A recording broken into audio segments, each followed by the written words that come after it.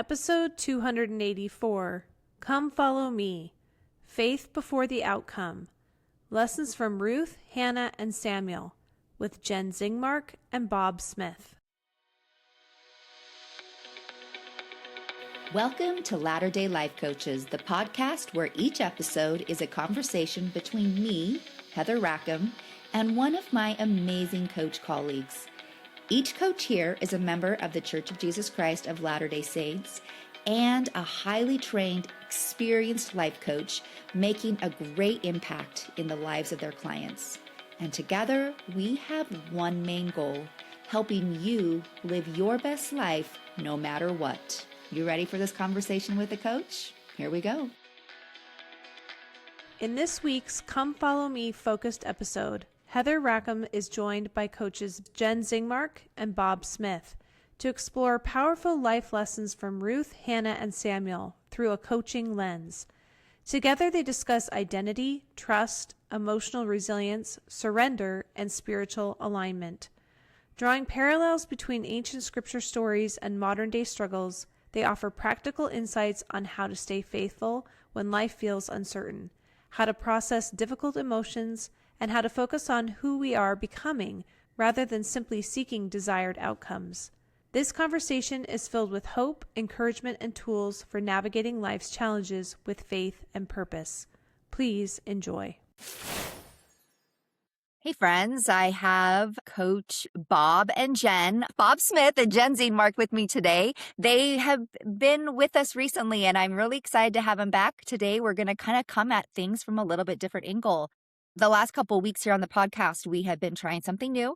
We have been talking about scriptures in Come Follow Me that we're studying each week, but we're coming at it from a different angle. We're coming at it from a life coaching perspective, meaning maybe not necessarily the things that you're speaking about in church or in your families, but the things that we're going to talk about are things that we really could be speaking about with our families, because I think if our kids and people around us can learn these skills, even if we're teaching classes or whatever, like we can interject these things in somehow and really bring some fresh perspective to a lot of things. So with that, I want Bob and Jenn to just introduce themselves and maybe they'll give us a little, like usually I'm here with another coach, but maybe you guys can tell us once again, like, how is it that I come to have both of you here instead of just one of you, like the reason why you guys are working together, and then we'll go from there. Okay, I love it. All right, so I am an LDS and Christian life coach. I help men and women navigating difficult life challenges, primarily divorce, but many of my folks have just experienced other challenges like the death of a spouse or any other difficult life challenge. And I really help them work to rebuild their lives after these challenging times, to find hope and healing, rebuild their confidence, and really find joy in the journey. That's my purpose. And Bob and I have been working together and collaborating for several years now. And we both have programs that work specifically. I target women in my Joyful Covenant Woman program, and he works with men in his program, Become the Captain, to really help them step into the best versions of themselves, despite whatever has happened in their life previously, whatever difficult challenges they're working with, to really show up as the best version of themselves and create the lives they want to have. Love it. Love it. Thanks, Yep. Jenn. Okay, Bob, you're up. Yeah, Bob Smith. That name is real, by the way. It's not witness protection or anything like that. And I help LDS men reignite intimacy and lead their marriage within 90 days. I have a program for that. And so one thing that I did is when I was building the program is I interviewed dozens and dozens and dozens of LDS men to say, what are your challenges? What are your struggles? What are your needs, desires, wants, all this stuff, to try to draw all this information out. And then to also say, what would be the absolute ideal program? What would be all the elements that you think that you would need to clear all the obstacles and remove all the hurdles and everything to really make your marriage what you want it to be? So they gave me all that information, and then I went and created a program from it. But I had a hole inside of it. And the one hole that I had that they said consistently they said, "Man, this sounds amazing, but what about my wife? What if she wants to step into something?" And I was trying to put a square peg into a round hole and to say, What do I need to do with this? Should I invite the women in some cases, or how do we do this?" And so then I had just a moment where I think God told me, He said, "Call Jen and see if she wants to do the women's side of the program." And so I called her. She says, "Oh my gosh, this sounds great." So it sounded really aligned with what she already does with the people that she already serves anyway. So now she has the women's side program, and I've got the men's side program. Just so we can handle both sides when needed. So I think it's super fun. Yeah, we've been working together a long time, and I'm really enjoying it. Awesome. I love a good collaboration. Great things always come from collaborating with other great people. So it's Yeah, really fun. agree. It's fun to hear that. Okay, so in Come Follow Me this week, let's see, we've got names everybody's gonna recognize, right? We have Ruth and Naomi, we have Hannah, we have Samuel. And let's start with Ruth, okay? So Ruth, when we're reading in Ruth, it takes place during a time of the judges. So a period marked, I would say, by instability and survival-based living. I love that, like that, just that phrase itself. A chat gave me a little bit of help there, but they called it survival-based living because really we all live in a survival place to state, right? Our brains are always seeking and wanting to keep us safe and help us survive. So all of us live in a survival-based state, I think. So this is really, everything is so applicable in so many ways. But Ruth is a Moabite widow, meaning she is both an outsider and in a vulnerable social position with just very little status or security, right? If you don't have a man attached to you in some way, a husband, then really you don't have rights. And she doesn't have anybody to do that for her. So after the death of her husband, she chooses to stay with her mother-in-law, Naomi, even though she doesn't have a clear future or a guarantee of somebody who will help her. So Ruth steps into this new identity, right? Before she even knows that it'll work. So I want to talk a little bit today about identity and what that looks like. And I think both of you are going to have a really great perspective here on what that means to have an identity before you even know what an outcome is going to be in something, or even who you're going to be, really. One thing, a little bit of a funny that comes up for me in this story is if we think about the time frame that they were in, to your point, that food was not just ever present or available necessarily. It was much harder to obtain just the normal needs of life. So I think about just a few months ago in Texas, we had an ice storm come through, and every time that there's an ice storm predicted to come through, or any amount of snow really at all, but ice storm can be pretty rough to where nobody wants to get out. You can't really drive on ice. I grew up driving in snow, but you can't really drive on ice if it's true, legit ice.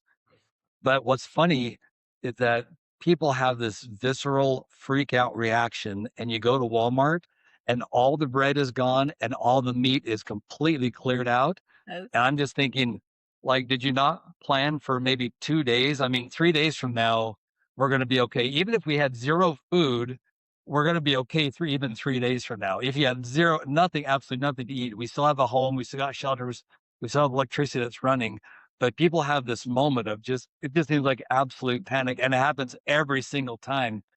And so I just try to put that in the context of things back then were just not nearly as easy. And there was an order, and there was, maybe some patriarchal, whatever stuff, like you said, that maybe they relied more upon a man. But where I'm so impressed with her is that she doesn't wait for ideal conditions to decide who she's going to be.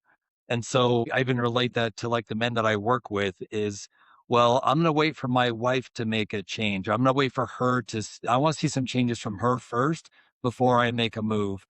Or I'm going to let her mood determine how I respond in the moment. Or I'm living reactively because I haven't ever thought about another way to live.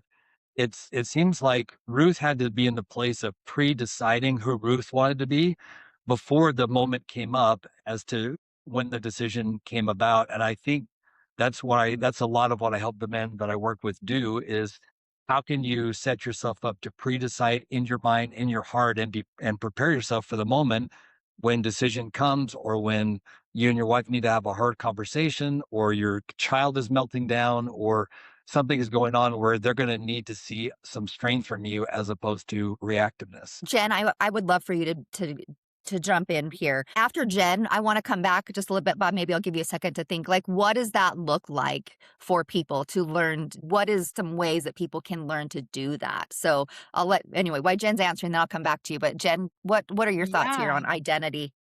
Yeah, I actually had the same thought about Ruth that you mentioned when she lost her husband. She lost her source of income. She lost her Mhm. provisions. And many women today are not different in that respect when they go through divorce.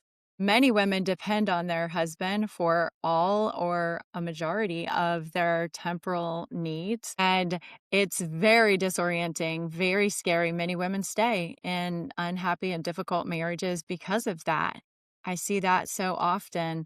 And when you lose your spouse because of divorce or death or whatever, that's when we have to put our faith and trust in God. And I just love Ruth's example. She turned to her mother-in-law. She, covenanted with her, committed with her to stay with her, but they both were anchored in that faith in God. And I have just seen that in my work with my women, that so many times when it feels like your whole world has fallen apart, nothing is the same. How can you possibly survive? You don't know where your next meal is coming from or how you're going to pay your mortgage. That is when God is working so many miracles behind the scenes that we can't see, right? Those are our waiting seasons when we feel like we're forgotten. And so many times we feel our most afraid. But I have just found that's when we have to deepen our spiritual roots, grow our spiritual muscles, right? Deepen our faith, grow those spiritual muscles, and really put our faith and trust in God. And then we have to act too. We can't just sit there and wait for someone to come and save us, something to happen. We have to do our part. We have to do what we can to provide for ourselves and find other means of providing when that provision is taken away. We can't allow ourselves to get pulled down and really weighted down by that heaviness. I many times meet my clients right in that spot when they're just stuck in that despair and they feel like there's no hope. But that's where I can just see these beautiful shifts happening in their lives with my clients when I can help them realize your life isn't over. God is still working, even though we can't see it. And it looks like this terrible disaster has taken away your provision. It's taken away your safety, taken away your peace. There's another plan that you don't know about yet that's just unfolding. And you just have to stay in faith and trust God. But it's hard. It's challenging for sure. Yeah, it is really hard. And I think one of the tricky things in that space can be some people think, well, if I just will pray harder, if I just have more faith, then this situation would be made easier or would be taken from me. So maybe I don't have enough faith. Maybe there's something wrong with me. Maybe I'm not faithful enough. And that's a tricky place to be because it's not reality. That's not truth, but our brain wants to go to that. Yeah. And we have to kind of learn to sift through that. Yeah. And I think the hard part is choosing to trust God before we know how it's going to turn out. Right. Yes. We want to know. We want safety. We want to know the resolution. We want to know there's going to be a happy ending or there's going to be provision or safety before it happens. And we have to choose to trust God and stay in faith before we know that. Right. And I think the story of Ruth and Naomi and Boaz, how it unfolds so beautifully in the scriptures, is just an example of how there's already a plan in place long before the disaster or the tragedy happens to provide for us. Yeah, so true. Okay, Bob, circling back, tell me what that looks like then, but what you had mentioned, that identity piece for people. How do they start grounding themselves in that space? Yeah, it's so good. It's really a couple of things. So one example would be is when I'll just take with like the men I work with is your wife comes to you and says, "Hey, I have a problem," or "There's something that you're doing that we need to talk about." So there's one guy I actually worked with a couple of weeks ago. where every time his wife would come to him and say, we need to talk, even just saying, hey, we need to talk, that would just set up all of the red flags, all of the fires, all the sirens, all the whatever, because inside of him, he just felt like there was this impending doom and disaster and destruction and, gnashing of teeth and all the stuff that was going to be, happening thereafter.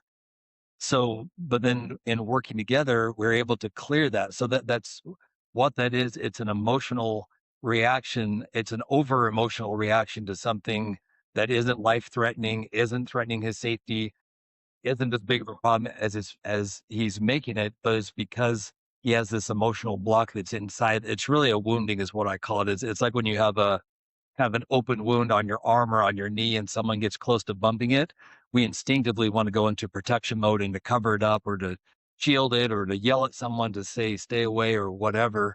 And our emotions are very similar to that. So when we have these wounds that are kind of out there that may get scratched and can often get scratched, especially by our partner, then it's, do we look internally or do we look externally first? Hey, you bumped that, or you scratched me, or you did this to me. Do we start blaming our partner or do we not?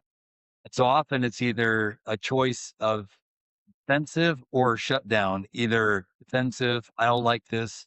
Here's all the problems that you have, or I'm just going to take it and then leave and then get resentful. And then maybe I'll bring it up, or maybe I won't, or maybe I'll just act in kind of this passive aggressive, stonewally, not really, I'm not going to really talk to you or help you or kind of find ways for us to connect kind of way.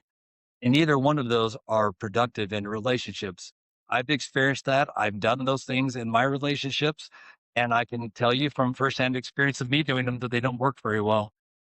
So, so what we have to do is, how can we first get you into a place of healing and emotional stability to where you can lean into that moment? So when your wife says, hey, I don't really like that you did this, it's, how can we turn that into not an attack on your identity of I'm not good enough or I'm not worthy? Because maybe she's saying that, maybe she isn't.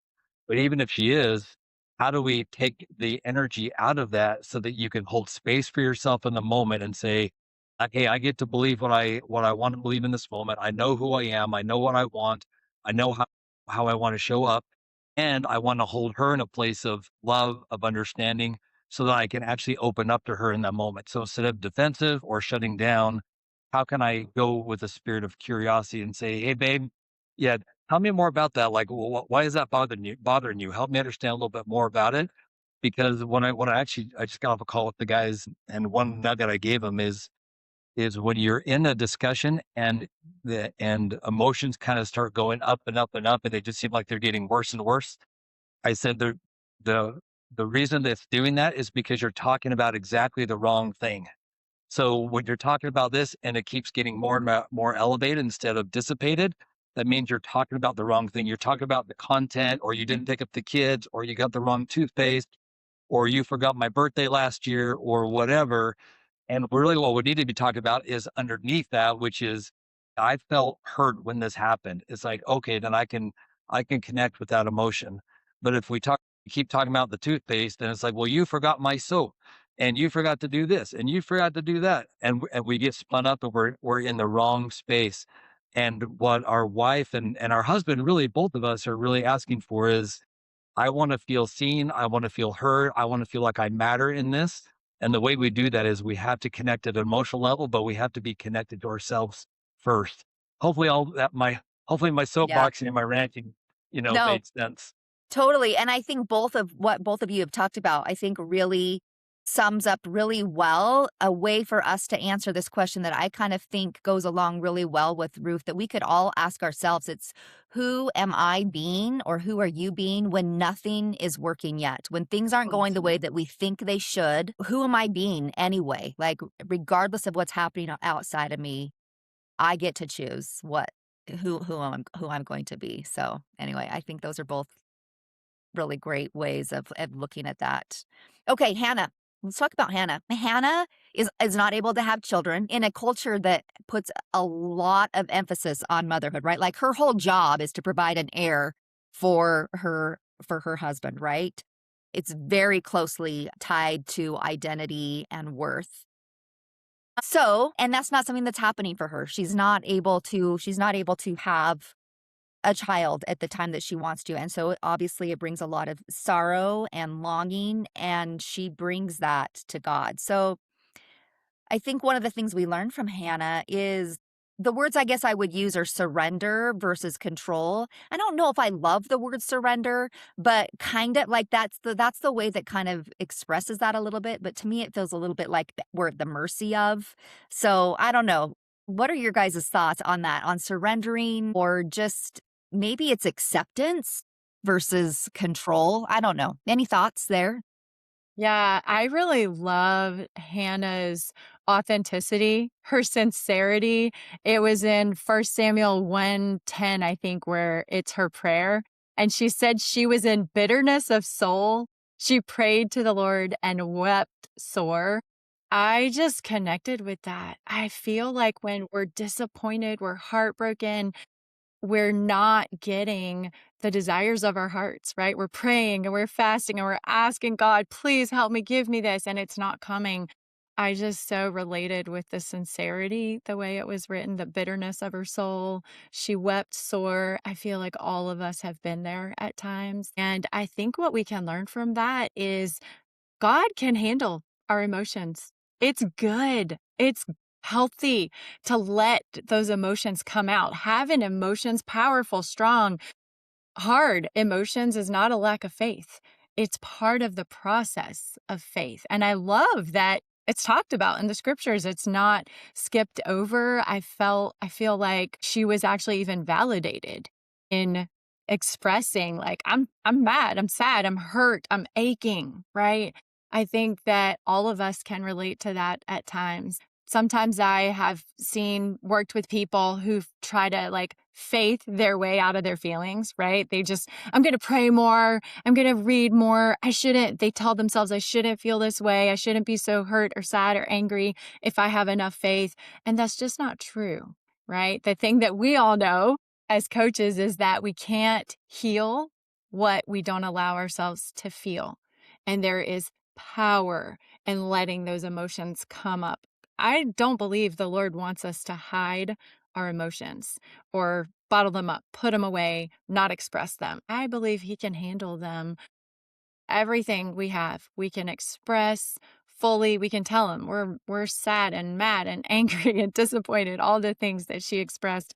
I just related to that so much, and I know so many others can too, that we can express those heavy, hard emotions without losing our faith, pour out our grief, and that can help us heal it. The Lord can handle that when we're willing to be honest and share those feelings, let them come out and express them. That's the first step to healing them. I can 100%. relate to that so much. I just uttered a prayer to probably a month ago that was like, I am angry at you, God. Like, and there was a day when I don't think I would have I wouldn't have felt that it was okay for me to even say that I could pray and say that. It's truly how I felt. Like, I felt angry. Like, why are you allowing this to happen? Why are you not hearing me? Even though I know He is, all the things, like, I know all the things cognitively. I know that we have to be patient. And just because I want it doesn't mean that that's how it's going to go. But to be honest, it felt good to tell Him. Like, it felt good to be honest with Him that I was angry with Him. And I don't know, there was something that it was important for me to be able to voice that. So I don't know. Thank you. Thanks for I sharing think that, that's Jen. beautiful. Yeah, But that's beautiful. And I kind of think, I mean, that's a beautiful story, Heather, because I guess when I think about people interacting, the way that we interact most deeply is through emotion. Even Yeah. in like the best movies that you watch, the reason why movies are so great is because it takes you to this whole range of, man, I'm feeling so happy. This thing is so great. Oh, now it feels so bad, and they have this big problem going on. Now it's kind of scary, and now it just feels calm. It takes you to the whole range, and God set it up that way. I mean, man, if you want to talk about stuffing stuff down like a Thanksgiving turkey, I think I invented stuffing. I don't know how I did it before the creation of the world, but it felt like I was like the inventor of stuffing stuff down. I'm fine, moving on, whatever. And that process doesn't work. It just absolutely breaks you from the inside out, and it tears you apart. So there's two big problems with emotions. If we go either one of these two directions, number one is if we blame others for how we feel, that becomes a big problem. If we're expressing how we feel from a place of, man, I feel really upset, I feel really angry, I feel disappointed, that's a lot different than you're making me feel, fill in the blank. So when we start blaming someone for how we feel, that's when it becomes a problem. And then the second time it becomes a problem is how Jen so beautifully put it, is when we suppress that stuff. And in this case, Hannah did neither one. She opened up to it. I think of it. Have you guys ever used a foam roller or Yeah. gotten Just this like a morning. deep tissue dip this morning, or like a deep tissue massage where someone's like got a hold of your calf and it's just, please, for the love, like let go of that because this is so pain. Yeah. Or up in here or under your armpit can be like super, super sensitive. So I have like this little triangle device thing that has, so it's got three sides to it that have kind of equally painful experiences depending on which side you want to use. And it's like this little tiny, it has like this little point, this little bar across the top. And so it's really good about like digging in right on the spot. And I found that that you have to put it right on the spot of pain, but then not only put on the spot of pain, when I either like seize up and I'm like, I'm going to hold on to this because this is so painful, it's I have to remember to breathe through the process and relax into it and surrender to that so that the muscle actually releases. Unless we do that, then our nervous system is going to be so highly activated that you won't get the relief and it'll actually extend the length of pain that we have. And that's what I felt, I think, for so many years is when we hold on to these feelings of anger of this was unjust or this was unfair to me or this was whatever, or I'm so disappointed and we just kind of let that fester.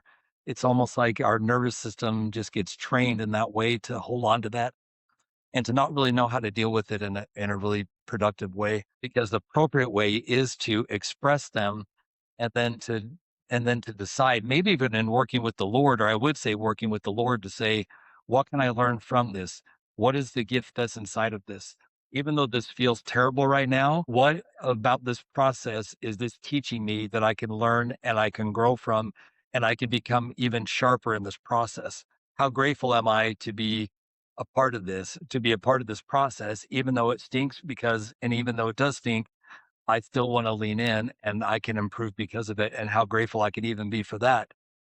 So I think allowing the process to sharpen us in the way that we need to be sharpened can be really, really a powerful way to approach as opposed to being dependent on the outcome of something turning out one way or another, but allow ourselves to go through the process. I think one of the great things about the analogy that you just gave is that by you're recognizing that you have pain points that need to be addressed, right?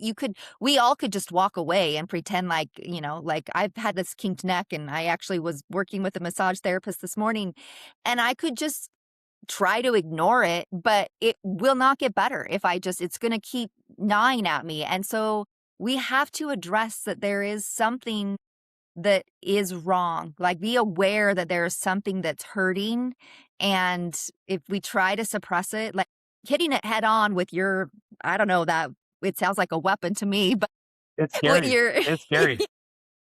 but hitting it head on is like, okay, this is an issue. This is a wound that I have emotionally, whatever it is, it's an emotional hurt that I'm feeling. That's the first way to start releasing it. And we have to look at it. We have to acknowledge it and then accept it, right? I think that's what Hannah did. She's accepted what it was. She didn't fight against it. She did initially, but she accepted it. And I think when we can accept something and kind of drop the rope rather than arguing, like it shouldn't be this way, it shouldn't be this way. Well, Shouldn't guess be what? this It way. is. It is It this is. way. Anyway, I think those are some really beautiful things to learn from both of what you guys have shared there. Anything else to add about Hannah that you guys?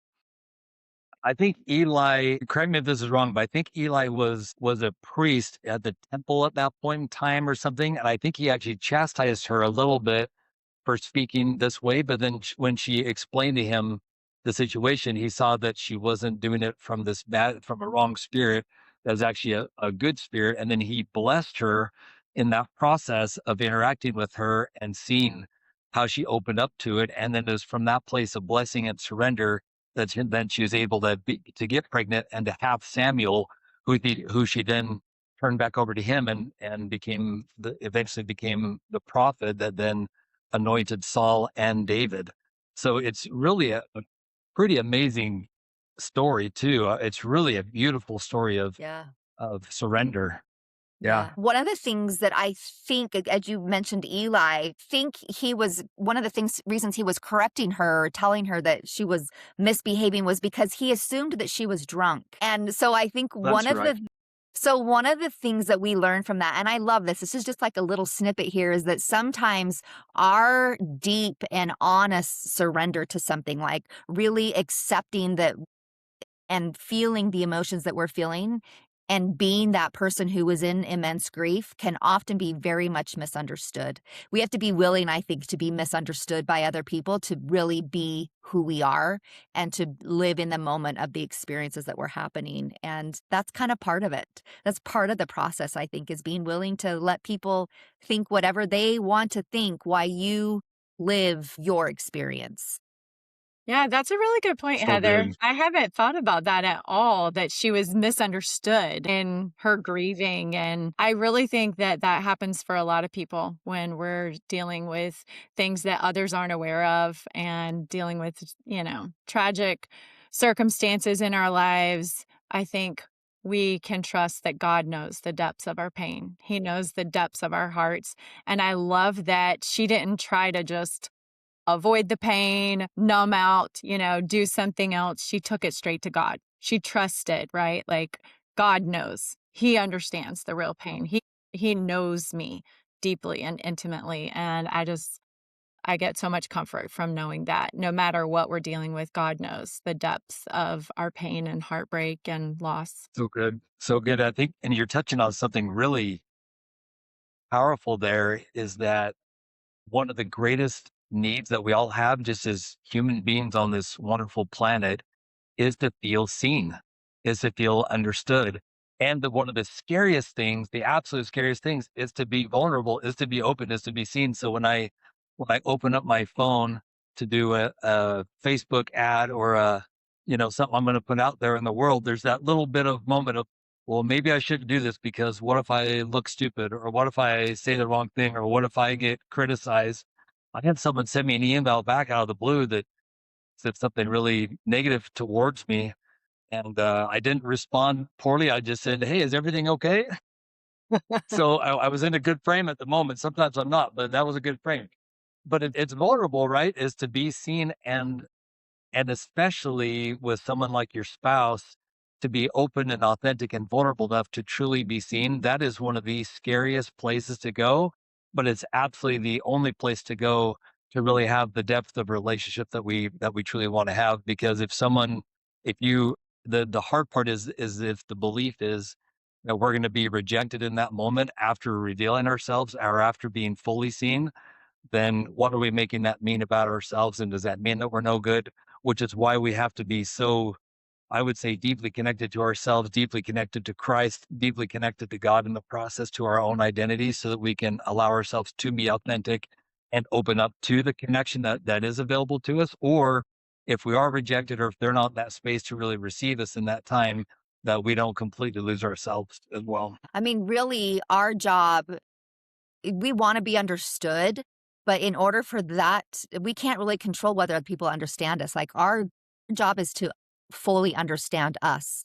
And that means we have to be aware of our sorrows and our hurts and our griefs and all the things and allow them to be there. So I think it all works together in such a beautiful yet sometimes painful way in coming to learn who we are.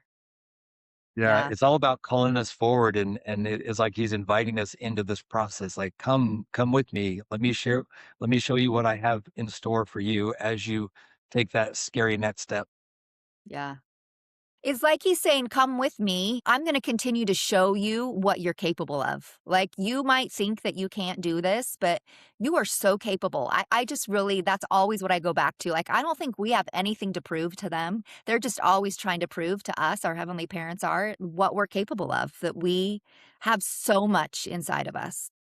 Yeah. Yes, I agree. And I Yep. feel like when There's we focus on who we're becoming in the process, that's where we can find peace and joy no matter what is happening. Yeah, love it.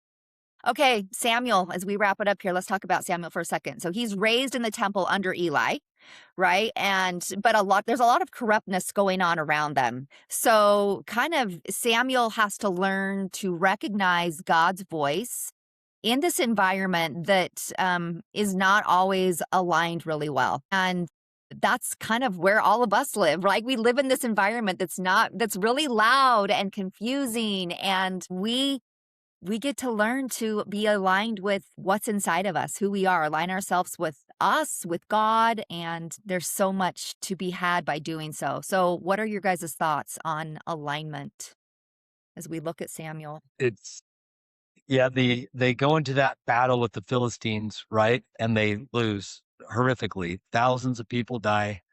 And instead of asking what's out of alignment or why did this happen or what do we need to do in order to get our alignment back on track, they said, "Wherefore hath the Lord smitten us today?" It's like this blame thing, and then they look for a man-made solution, which is go get the Ark of the Covenant so that it will save us. So we're looking for the thing to save us, which is I'm looking for my wife's approval to save me, or I'm looking for this client to sign with me, or I'm looking for this promotion to come through. I'm looking for my boss to recognize me.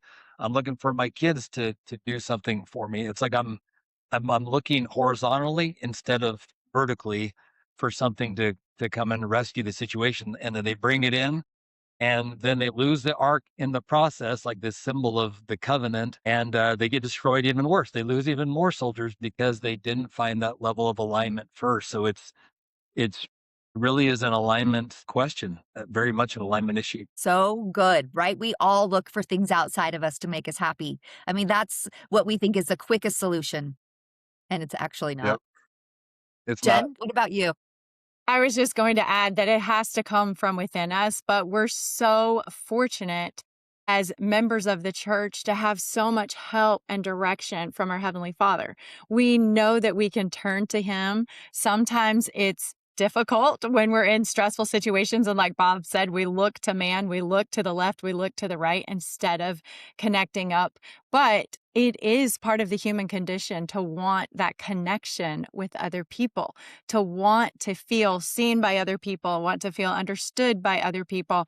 And it is through other people so many times that we are supported in our time of need, that we are given that help that we need, right? We're not left alone. So many times the Lord brings others into our lives to give us that help, support, comfort if we trust that He will do that. I feel like that is our path back to Him and back to peace, no matter what else is happening. Is so true. And thank you for bringing that in. One of my sisters, and I'm sure you guys have all heard this before, but one of my sisters on her kitchen counter has a little sign that says, "We're all just walking each other home." And I love that so much because that really is truly why all of us are here, to walk this path back to our heavenly parents. And sometimes that path, sometimes we end up judging other people or they're judging us and we don't think we know the way, or they're taking the wrong way or whatever. And really it's an individual path for all of us, but and we get to just be with each other on that path. So I love that insight, Jen. Thank you. Yeah. Okay, you Yeah, guys. we focus too much on outcomes being a certain way and not on the process. I think going back to Jen's point that she made a minute ago, which I thought was just so beautiful, was God cares. Here's what's interesting, you guys. What God cares about, if we can focus on what God cares about, we're going to get a lot more about what God cares about. And what God cares about is is more about our becoming than it is about what we're earning or what we have or don't have, or the car or the house or the money or the whatever.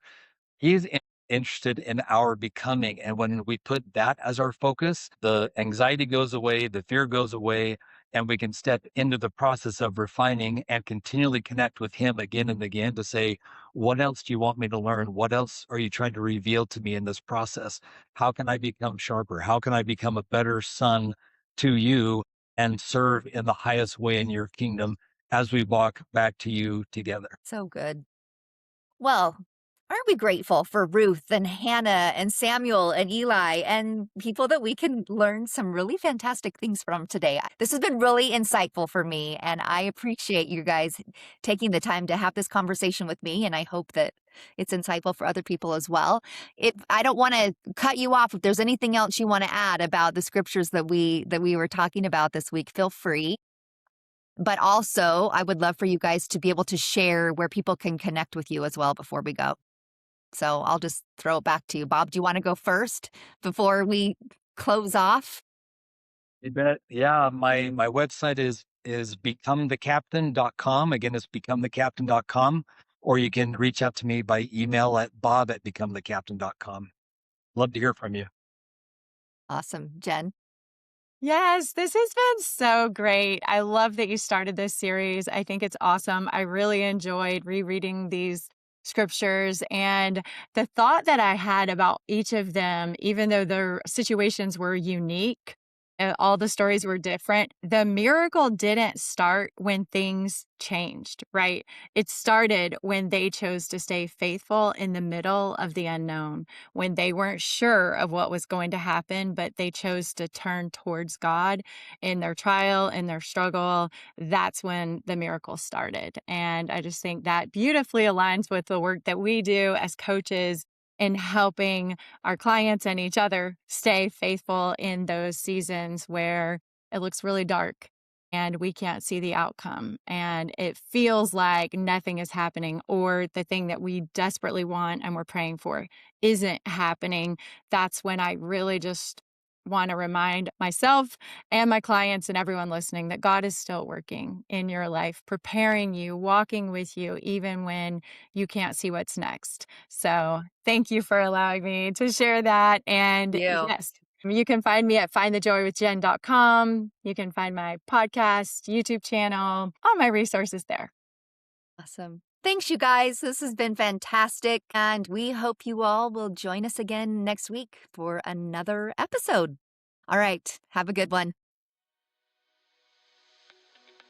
Hey, we just wanted to thank you for spending part of your day here with us at Latter-day Life Coaches and being part of this conversation. Share this with your friends so that you can have a conversation with them on this topic as well. And as always, subscribe so you don't miss a single episode. Have a good one, my friends.